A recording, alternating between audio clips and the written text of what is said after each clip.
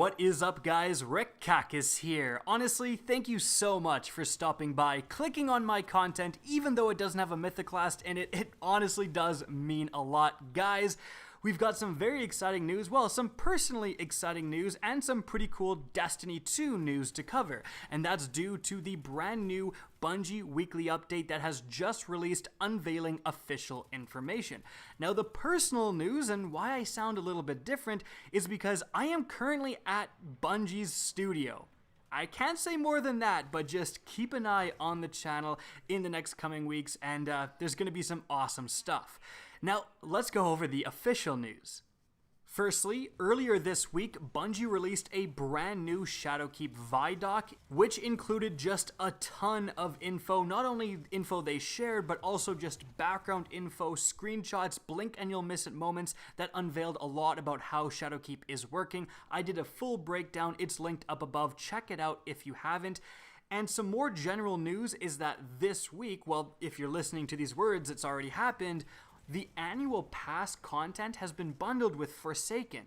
So if your friend is wondering what to get, if your friend is trying to get into Destiny 2, you can tell him, hey, you buy Forsaken, just Forsaken, you get 3 raids and a ridiculous amount of content. That is going to sweeten the deal substantially for newer players to get more invested in the game.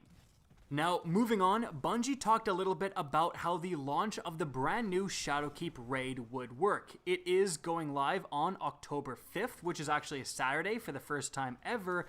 And for the first 24 hours it's live, it is going to be impacted by the contest modifier similar to Crown of Sorrows. But today, Bungie actually released the exact power levels that we're talking about here.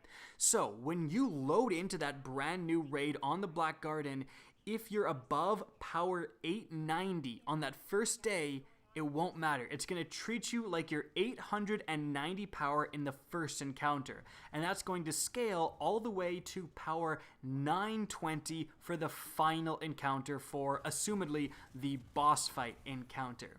Now, that's very interesting because if the contest modifier is as severe as it was with Crown of Sorrows, which was a 15 light level gap between what enemies were and what you were, we can deduce the power level of the raid. So without the contest modifier, it should be starting at 905 for the first encounter and going all the way up to 935 for the final encounter.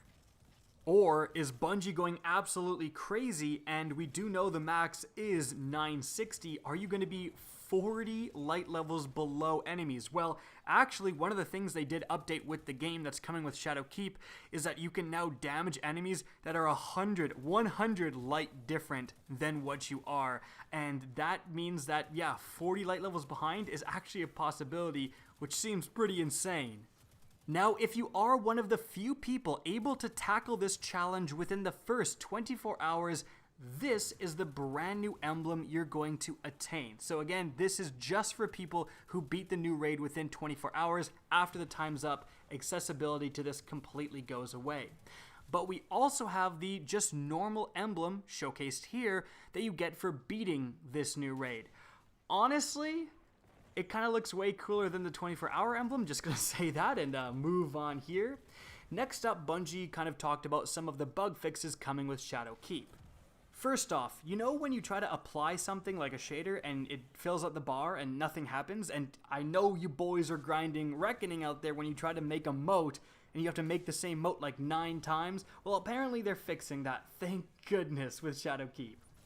Additionally, Bungie went into some detail about what's actually going to happen the launch day of October 1st. Specifically, you're going to be transferring the info from your Battle.net account to your Steam account. Now, this is very important. There actually will be a delay in the transfer of the Destiny 2 Forsaken licenses from Battle.net to Steam. Basically, not everything is going to happen at once, and there's going to be a short window from when Shadowkeep launches to when you actually gain all the Forsaken content on Steam. They're going to be doing background maintenance and trying to implement this stuff, but like right off the bat, stuff that won't be available for anyone affected, anyone on PC, this is going to be Forsaken campaign missions, Forsaken quest content, the Last Wish raid, and the Shattered Throne dungeon.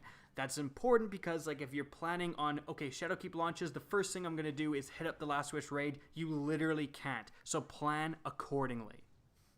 And guys, that's it for the info today. Hope you enjoyed the video, learned something new. If you did, please remember to help me out by simply rating and especially sharing this video. If you guys want to see more Destiny 2 content similar to this, don't be afraid to slap that subscribe button. And if you guys want to get in touch with me and keep up to date with the latest channel activity, the best way is to follow me on Twitter at @RickKackis. That's linked in the description down below. Again, I hope you enjoyed the video, and as always, have a good day.